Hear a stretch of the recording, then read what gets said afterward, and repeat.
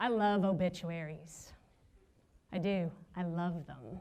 I love how people summarize their lives. I'm amazed that people can put those words into one little column, and every character costs money, so you have to be very intentional about what words are going in because it's going to cost money. If your name goes into someone's obituary, that's like $5 your way, right? I have friends who are writers, and I admire them, and they're in these writing circles, and I always tell them I want my own writing circle, but I want it to be just obituaries. I want to write my own obituary, and the only people I'm inviting into my circle are good friends who know me well and who are willing to be honest, because my greatest fear is that my family, while grieving, won't be able to write the right things, and they're going to say, and you may need to know me to appreciate how wrong this is, she was a tremendous homemaker. She was a wonderful mother. She, always decorated the house for Halloween or etc. And anyone who knows me knows it's just flat wrong, right? It would say she hated bake sales. She decorated once for the holidays in 2011, and she will never get the Mother of the Year award, but she would give everything, every last minute, every last dime to save someone she loves. And my father was the exact same way. His death 2 years ago was a complete surprise, and it shouldn't have been. He wasn't hit by a truck, he didn't fall from a plane, he wasn't lost in the Amazon. He had cancer. He had cancer for years and he didn't beat it. And yet my family, my tight-knit family, was completely surprised. And I think we were surprised for several reasons. We were surprised that he wasn't immortal, that he was the first to go. He would walk 18 holes of golf every other day, and he'd carry his own clubs. He ate all bran every morning for breakfast. I just want you to stop for a minute there. Because in my mind, if you can eat all bran, we all know it, you deserve to live forever.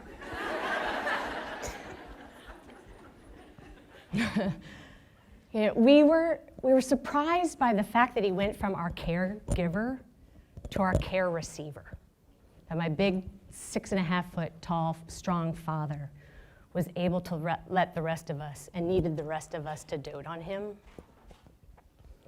And we were surprised that our smart, PhD, law student, Wall Street brother, entrepreneurial father were completely unprepared. The truth of the matter is we shouldn't have been surprised, right? He had cancer. 100% of us are born to people older than us, right? And I kept trying to find where maybe that wasn't true so that nobody would raise their hands and say, hey, Stephanie, actually, I know someone who was born to a baby. They were saying babies. But it's true, 100% of us are born to someone older than us.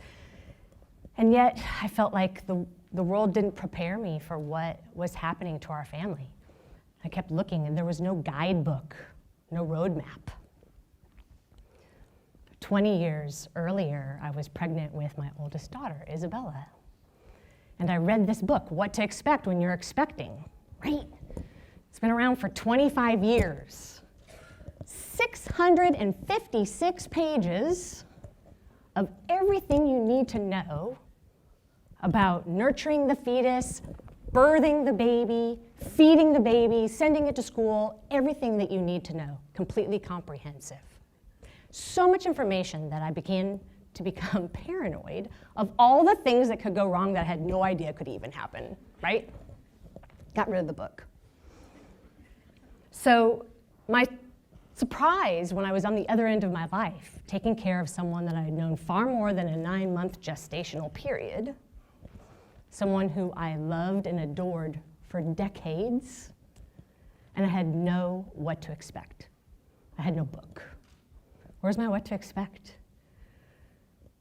And I would retitle that book, What to Expect That You Are Not Expecting That You Should Totally Expect. right? Like, how are we hit by this? And after it happened, I started to go crazy. And anybody who knows me knows all I did was grab people saying, hey, what's up with your parents? Are they okay? What's your plan for your parents? Do you have a plan? Do you have a budget? Do you fly Southwest? That's important. Southwest doesn't charge change fees, right? And you don't know when you need to be someplace. You need to fly Southwest. You need to have this budget. First chapter of my book would be, you need to expect to be a medical expert fast. My first major medical decision, and I did not go to med school, was in a small gray hospital room in Savannah, Georgia. My parents were at a dinner party, and it's Saturday night, and we had friends over for dinner that night as well, and I remember it because I look at my phone and I have a missed call from my mom and a message, and it's Saturday night. And I don't know about you guys, my parents don't call on Saturday nights. They don't want to impose, they don't want to interrupt us. And I didn't even have to listen to that message to know I need to jump on a plane and get to Savannah. So I grabbed the first flight from Dallas to Savannah. We all did. And I'm in this little hospital room with my uncle, who's my dad's brother and very best friend. My Gucci-clad Wall Street brother, which you can only say when you're from Iowa because we were just not used to that over there. My mother, who's reading piles of Good Housekeeping magazines, pretending that this isn't really happening. And in the middle of the room is my father on the bed, right? He's the star of the show. And I remember looking at the room and looking at my big, strong uncle, my very smart brother, my mom, and saying, I don't know who loves him most. We all loved him so much, and if love could cure cancer, my father would have jumped out of that bed and run out cancer-free. But instead, his oncologist came in, who I would say also loved my father. And this young man is sitting at the bottom of my dad's bed, and he says, Bob, I don't think there's anything else we can do. I don't think your body's strong enough to endure more chemotherapy. And these conversations are always hardest when the patient has beaten all odds to this point. I think you need to consider hospice. You know, you can go to the hospice facility on this side of town, and you can go home, and hospice comes to you. And my father says, what if I went home, got stronger, and came back for more chemotherapy? Oh my God, answer that. And before that sweet oncologist could answer my father, my dad looks at me and goes, Steph, what do you think? What do I think? I'm in. That's what I think. You want to go home, get stronger? I'll make you stronger. You want to come back here and sit through more chemotherapy? I will sit through more chemotherapy. I'm going to do everything I can in my power to save you. We went home. We got out some weights. Imagine that, right? Leg lifts and everything that you need when you're on bed rest. And the next chapter was written fairly quickly, which is quit your job. Plan to quit your job, because you can't be in two places at the same time. And I need to be an island off of Savannah, Georgia, or I could be here working, raising 3 children and my family. And I wanted, every ounce of me wanted to be with my father. Ironically, I worked at the Dallas Women's Foundation, so when I went to resign, my CEO, Rosalind, said, I can't let you quit. Our entire mission is to empower women, to keep them from being financially vulnerable due to their roles as caregivers. And you're doing the very thing that we're trying to prevent. Go be with your dad.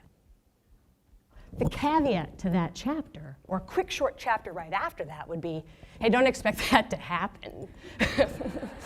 Forbes magazine just released an article that a record number of 50-year-old women are leaving their careers to go take care of their parents.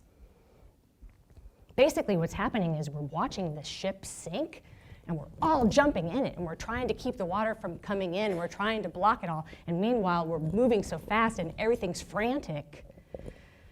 And if we'd had a plan, it wouldn't have to be that way, right? Because as hard as it was watching my father die, there were beautiful moments that I would have missed out on if I wasn't there. I remember when the hospice doctor finally came to his house, I pulled her aside into another room and without anybody hearing me said, listen, I need to know how much time we have. Not because I think you have a crystal ball, not because I think you have any godlike qualities, but because I need to make a very important decision while he's still coherent. You see, my father took care of all of the financial matters between my mother and my father for 60 years.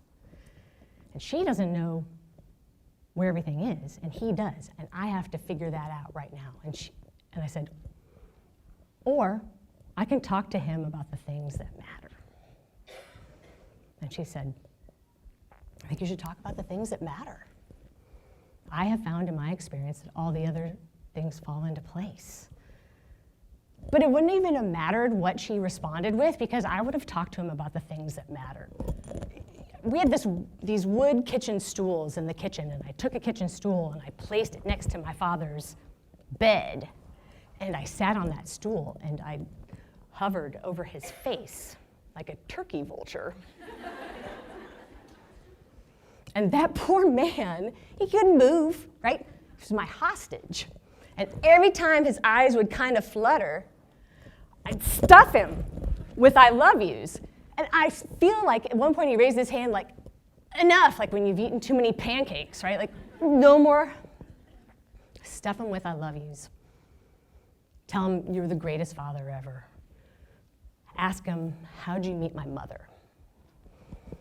I know how he met my mother. They were 13 years old and they met at Cotillion. Everybody in my family, my giant family, knows this story.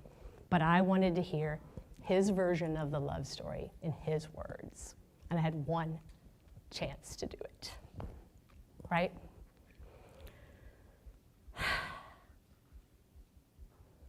It was a hard decision, and I don't regret it for a minute. But I made that decision. So the next day, when he passed away, I'm sitting on the living room floor, about this space, except, I've worn nothing but pajamas for 6 weeks straight. So imagine me in pajamas, which I didn't wear today, but I did think about wearing them. I'm sitting on the floor and I'm surrounded with papers and numbers and just a mess. And my mother walks in and she stands in front of me. And she is petite to begin with, but she's even more petite. She looks frail. And I described this and my brother agreed with me. She was anchorless. She was just, they were 73, they've been together since they were 13. And she's looking at me like I'm the lighthouse. And she says, your father always assured me that we were going to be okay and that we had enough. There's things you do. But in the back of my head was, I just gotta find it, right? In that moment, I went from my father's medical expert to my mother's financial archaeologist, right? And I'm like, what are all these documents? What is everything? What did he do for 20 years after he sold his business? He invested their money. It was everywhere. At least to me, it seemed that way. Now, my father knew exactly where it was. He knew where all those numbers were. He knew his financial advisors. I didn't, and my mom didn't. And I kept thinking, where are all these financial advisors now? And why aren't they flying to this island to help me take care of my mother? And if they would have arrived to the island, the second question I would have asked them is, why didn't you budget for love? I see the investment strategies for your retirement accounts. I see what you've spent on college educations for me and Gucci. All worth it. I see what you spent on weddings. I see all this, but nowhere in here do I see budgeting for love, budgeting for care, budgeting for cancer, budgeting for a daughter who's going to quit her job and fly to this island, or budgeting for a nursing staff to come take care of you full time, budgeting to stay in your home and retrofit it so that you can live with ease, or budgeting for an expensive assisted living facility. I don't see the budget for that. I got angry. I got angry at this whole world that focuses so much on what to expect when you're expecting a baby and nothing on caring for my beloved 73-year-old father. Angry that the financial sector had us duped into thinking that saving for retirement is simply making sure that you have the same amount of assets when you're no longer working. And that's what you need. Or that you're a lovely couple with, thick gray hair and big white teeth, and you're sailing off somewhere together, right? The pictures are always the same. I won't gray that well. My husband really doesn't have that much hair right now. And I'm a mountain person, not a water person, so even the picture is wrong for me.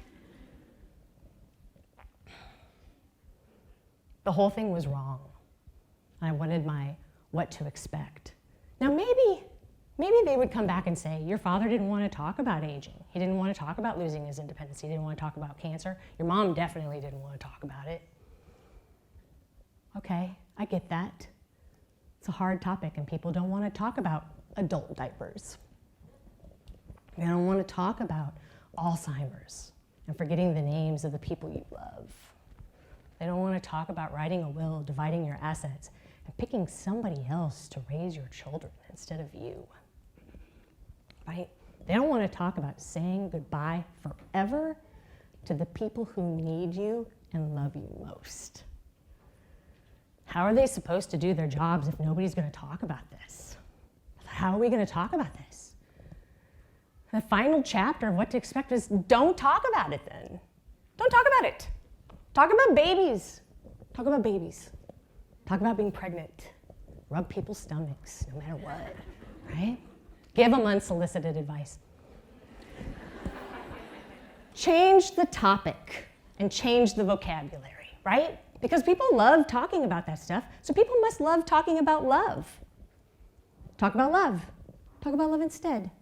Change the vocabulary to all of this. Write the story of your obituaries, right? Write them while your friends are around so you can make sure that you're in them. You might not know died unexpectedly or surrounded by people you love.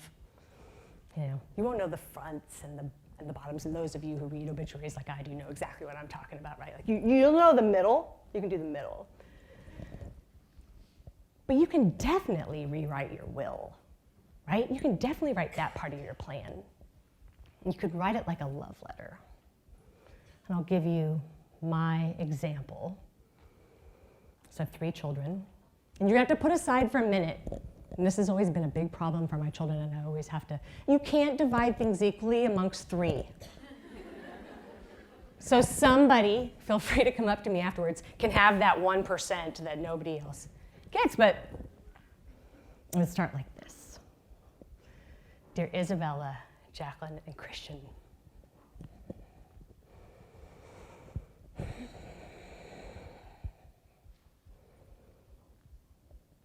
If you know nothing else in life, know how much I love you. You're my favorite people ever.